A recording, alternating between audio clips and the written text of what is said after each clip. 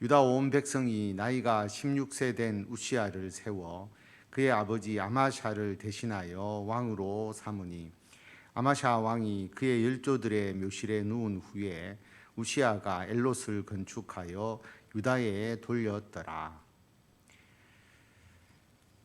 아마샤가 하나님께 불순종하는 바람에 반역에 의해서 살해를 당합니다. 그래서 그의 아들 우시아가 16세 된 나이로 왕위에 오르게 됩니다. 반역이 일어나도 유다는 항상 그 아들이 왕위에 오르면서 다윗 왕조가 지속된다라고 하는 것을 우리가 볼 수가 있습니다. 아마샤 왕이 그의 열조들의 묘실에 누웠다. 결국 죽고 난 이후에 우시아가 왕이 되고 난 이후에 엘롯을 건축하여서 유다에 돌렸다. 우시아가 처음에 하나님의 말씀 안에서 살아가고 나라를 통치하면서 굉장히 부강해지고 나라의 국력을 키웠음을 알 수가 있는데 엘롯을 건축했다라고 말하고 있고요. 우시아가 왕위에 오를 때에 나이가 16세라 예루살렘에서 52년간 다스리니라. 그의 어머니의 이름은 여골리아요 예루살렘 사람이더라. 52년간을 다스립니다. 물론 함께 아버지와 함께 다스렸던 또 아들과 함께 다스렸던 시기가 분명히 있습니다만은 통틀어서 굉장히 많은 연도를 다스리는 유다 왕으로서는 두 번째 오랫동안 다스리는 왕이다라고 하는 것입니다. 므낫세 왕이 가장 길고 그 다음에 우시아 왕이 52년간을 다스리게 됩니다. 우시아가 그의 아버지 아마샤의 모든 행위대로 여호와 보시기에 정직하게 행하며 하나님의 묵시를 밝히 아는 스가랴가 사는 날에 하나님을 찾았고 그가 여호와를 찾을 동안에는 하나님이 형통하게 하셨더라.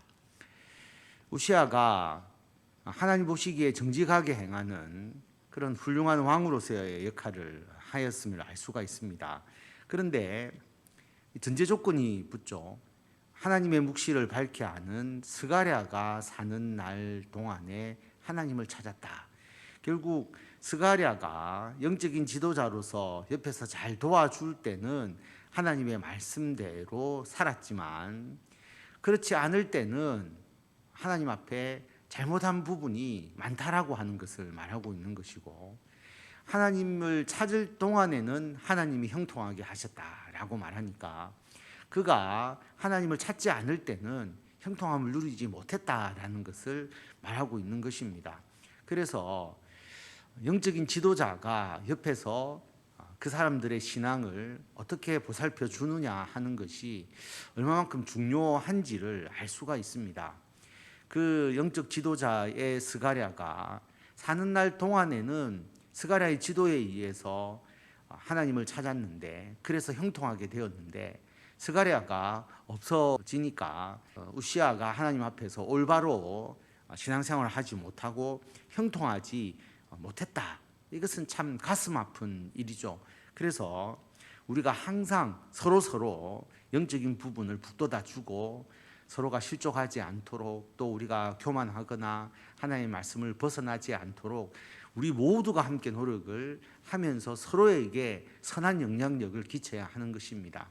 그래서 교회가 필요한 것이죠. 혼자서 신앙생활을 할 수가 없다라고 하는 것을 분명하게 알 수가 있습니다. 우시아가 나가서 블레셋 사람들과 싸우고 가드 성벽과 야브네 성벽과 아스돗 성벽을 헐고 아스돗 땅과 블레셋 사람들 가운데에 성읍들을 건축하며 하나님이 그를 도우사 블레셋 사람들과 구르바알에 거주하는 아라비아 사람들과 마온 사람들을 치게 하신지라.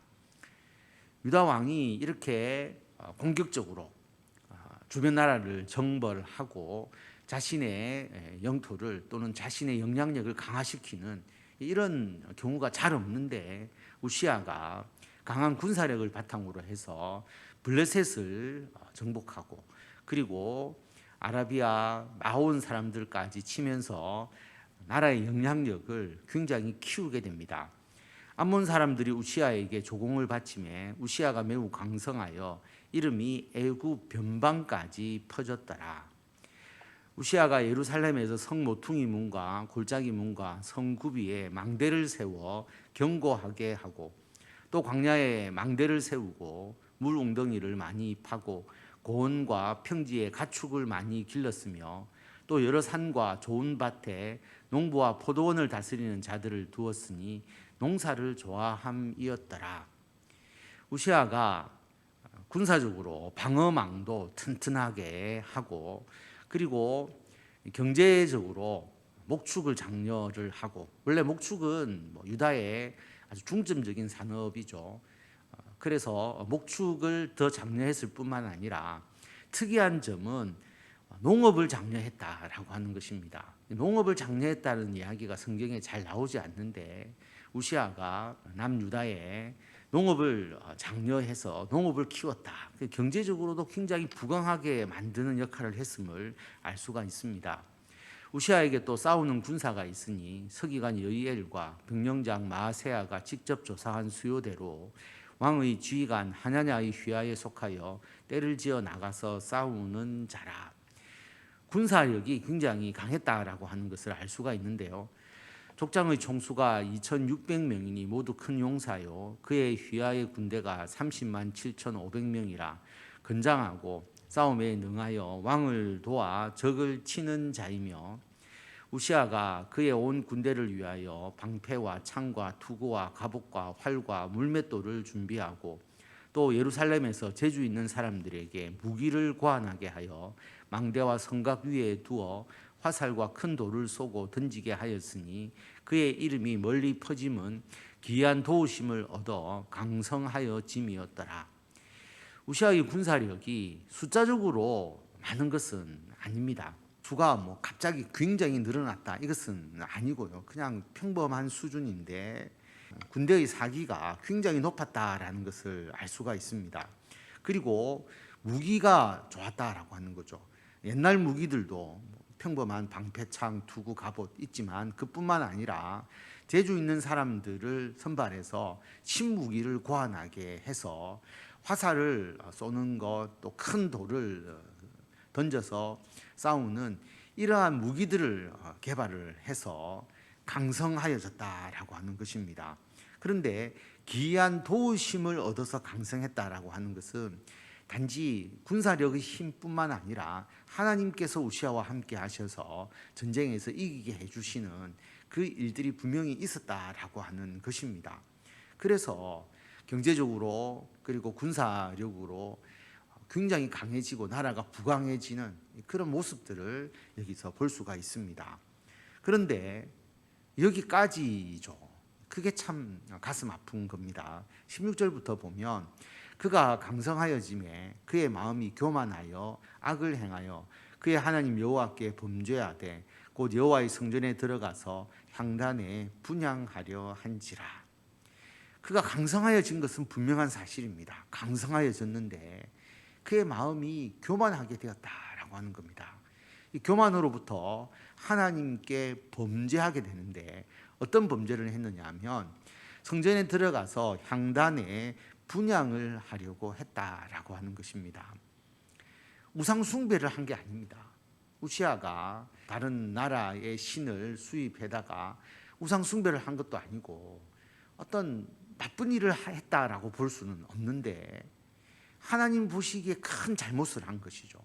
성전에 들어가서 향단에 분향하는 것은, 이것은 왕이 해야 되는 역할이 아니다라고 하는 겁니다. 성소에 분향단이 있고 진설병이 있고 등잔대가 있는데, 그 분향단에 분향하는 것은 하나님의 제사장들이 하는 일이지 왕의 일이 아니다라는 거죠. 그래서 교만하여져서 자기가 제사장의 일, 모든 일들을 자기의 어떤 권한 하에서 자기가 직접 모든 것을 할 수 있게 그런 식으로 일을 행하는 것입니다. 여러분, 하나님의 일을 하려고 한 겁니다. 분향을 하려고 한 것이죠. 악을 행한 것이 아니고 하나님의 일을 하겠다 해서 자기가 분향을 한 것인데, 이것은 하나님이 정한 율법과 맞지 않았다라고 하는 것입니다. 그렇기 때문에 어떻게 보면 그가 교만해서 더 열심히 내가 하나님을 위해서 일하겠다라고 생각했을 수도 있는 것이죠. 그렇지 않습니까? 왕의 일도 하고 내가 제사장의 일도 하고 내가 모든 걸 다 하겠다. 근데 그것조차도 하나님께서 하나님의 율법 하에서 옳지 않기 때문에 자기가 해서는 안 되는 그 고난의 일을 자기가 왕이기 때문에 힘이 있기 때문에 내가 모든 것을 다 하겠다라고 이야기하는 것과 같기 때문에 그 교만을 하나님께서 치시는 겁니다. 엄청난 잘못을 하는 것이죠. 그래서 제사장 아사랴가 여호와의 용맹한 제사장 80명을 데리고 그의 뒤를 따라 들어가서 제사장 아사랴가 만약에 이것을 그냥 놔두게 되면 결국 왕의 죄는 더 커지게 되고 나중엔 수습할 수 없게 되지 않겠습니까? 그래서 이 분향하는 이 순간 그것을 막기 위해서 용맹한 제사장 80명을 데리고 따라 들어갑니다. 그리고 우시아 왕 곁에 서서 그에게 이르되 우시아여 여호와께 분향하는 일은 왕이 할 바가 아니요 오직 분향하기 위하여 구별함을 받은 아론의 자손 제사장들이 할 바니 성소에서 나가소서. 분명하게 우시아 왕이 잘못 행하고 있음을 하나님의 말씀을 어기는 것임을 분명하게 경고하고 있습니다. 왕이 범죄하였으니 하나님 여호와에게서 영광을 얻지 못하리이다. 왕이 범죄한 것이라고 하는 거죠. 왕은 자기의 강성함을 보여주고 싶고 신앙적인 부분까지 왕이 모든 것을 다 할 수 있다는 것을 보여주고자 했지만 이것은 하나님에게서 영광을 받을 수 없는 일이라는 것을 분명하게 말하고 있습니다. 그러면 우시아 왕이 이 말씀을 들으면 모든 문제가 해결되지 않습니까? 그런데 우시아가 손으로 향로를 잡고 분향하려 하다가 화를 내니 그가 제사장에게 화를 낼 때에 여호와의 전 안 향단 곁 제사장들 앞에서 그의 이마에 나병이 생긴지라. 그가 분향하려 하다가 제사장 아사랴의 이야기를 듣고 화를 냅니다. 그러면 말을 듣지 않겠다는 것이죠. 그런데 하나님께서 그때 그 우시아의 이마에 나병이 생기게 하십니다. 왜 나병이 생기게 하셨을까? 물론 우시아를 치시는 것이고 우시아가 잘못한 것에 대한 하나님의 징벌이지만 이때 나병이 생기지 않았으면 어떻게 되었을까? 그러면 왕의 힘으로 분향했을 것이고 그 이후에 우시아는 더 폭주를 했을 겁니다. 제사장이 아무리 말려도 우시아는 듣지 않았을 것이죠. 그런데 하나님께서 그의 이마에 나병이 나게 하셨다. 몸 구석에 있으면 나병이 났는지 나지 않는지도 보이지 않을 거 아닙니까?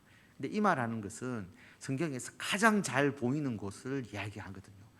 제일 잘 보이는 곳에 나병이 나게 하니까 나병은 성전 안에 들어올 수도 없을 뿐만 아니라 원래는 사람들 앞에서 같이 있지 못하고 완전히 공동체에서 제외되어야 하는 질병이죠.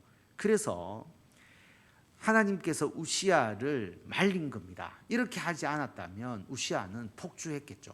더 큰 죄를 범하면서 하나님의 더 큰 심판을 받았을 것인데 하나님께서 우시아가 더 이상 악을 행하지 못하도록 오히려 우시아에게 은혜를 베풀어 주셨다라는 것을 알 수가 있습니다.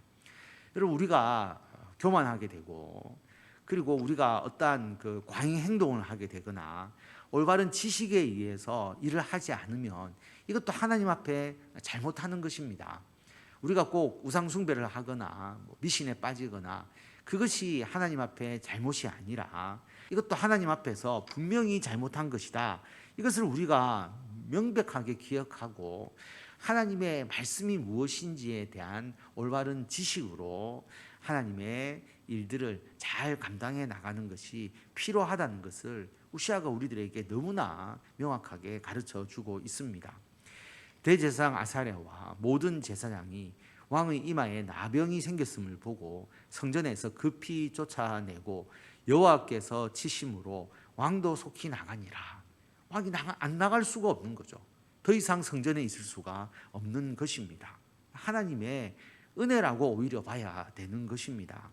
우시아 왕이 죽는 날까지 나병 환자가 되었고 나병 환자가 되매 여호와의 전에서 끊어져 별궁에 살았으므로 그의 아들 요담이 왕궁을 관리하며 백성을 다스렸더라.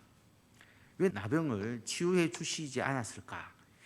나병에서 치유되었다면 우시아가 다시 그 이전으로 돌아갔을 가능성이 저는 높았다고 봅니다. 만약에 우시아가 진정 회개하고 자신의 그 교만함을 뉘우치고 다시 이 나병에서 치유되었을 때 다시 겸손한 자로 돌아갈 수 있었다면 하나님께서 나병을 치유해 주셨을 것인데, 죽는 날까지 나병 환자가 되어서 별궁에 살았다라고 하는 것은 하나님께서 더 이상 나라를 다스리는데 직접적인 역할을 하지 못하도록 딱 장벽을 쳐놓고 그렇게 생활하도록 했다라고 하는 것입니다. 그래서 그의 아들 요담과 함께 나라를 다스리는, 요담이 전면에서 다스리지만 우시아가 분명히 함께 나라를 다스리는, 그래서 요담이 왕으로 즉위한 것은 아니고 섭정을 같이 하는 형태로 그렇게 나라가 유지되었음을 알 수가 있습니다. 우시아의 남은 시종 행적은 아모스의 아들 선지자 이사야가 기록하였더라. 우시아가 그의 조상들과 함께 누움에 그는 나병 환자라 하여 왕들의 묘실에 접한 땅 곧 그의 조상들의 곁에 장사하니라. 그의 아들 요담이 대신하여 왕이 되니라. 나병 때문에 왕이 묘실 안에 들어가지 못하고 그 묘실 곁에 있는 땅에 장사되고, 그가 죽고 난 이후에 그의 아들 요담이 왕위에 오르는 것을 알 수가 있습니다. 오늘 우시아 이 왕을 통해서 우시아 왕이 하나님을 잘 섬겼고, 특히 스가랴를 통해서 자신의 신앙에 여러 가지 도움을 받았고, 그래서 하나님의 말씀 안에서 나라를 잘 다스리니까 하나님께서 형통하게 해주셔서 유다의 군사력이 강해지고 주변의 블레셋을 점령하고 나라의 국력이 거의 애국까지 미칠 정도로 굉장히 강성을 했는데, 또 농업을 장려해서 경제적으로도 부강해졌는데 문제는 교만했다라고 하는 겁니다. 우상 숭배에 빠진 것도 아니고 자신이 해야 될 역할 범위를 넘어서서 교만하게 하나님의 제사장이 해야 될 일까지 침범하다 보니까 하나님께서 그것을 막기 위해서 나병을 주셨다. 그래서 그의 역할을 하나님께서 강제적으로 제한시키셨다. 그래서 우리가 교만하지 않고 항상 하나님 앞에서 겸손하게 살아가는 것이 필요하다. 우리가 하나님의 지체이지 않습니까? 예수 그리스도를 머리로 한 교회의 지체로서 생활하는데, 그럼 그 지체가 같이 협력하면서 주의 일을 할 때 가장 중요한 것이 내가 해야 될 것을 인정하고 다른 사람이 해야 될 것을 인정하면서 서로가 진심으로 협력하면서 도와가는 것, 이게 가장 중요한 하나의 자세고, 이것은 교회에만 적용되는 것이 아니라 우리들의 가정과 직장에서도 마찬가지로 적용되는 것입니다. 이것을 지혜롭게 잘 해야만이 오히려 더 일을 더 잘하게 되고 하나님의 거룩한 일꾼으로서의 사명을 잘 감당하게 되는 것이다 라는 것을 기억하시고, 우시아 왕이 우리들에게 주는 이 교훈을 잘 받아들여서 하나님 안에서 늘 형통하시고 함께 협력하여 주의 일을 잘 감당해서 풍성한 열매를 거두시는 성도 여러분들이 다 되시기를 바랍니다.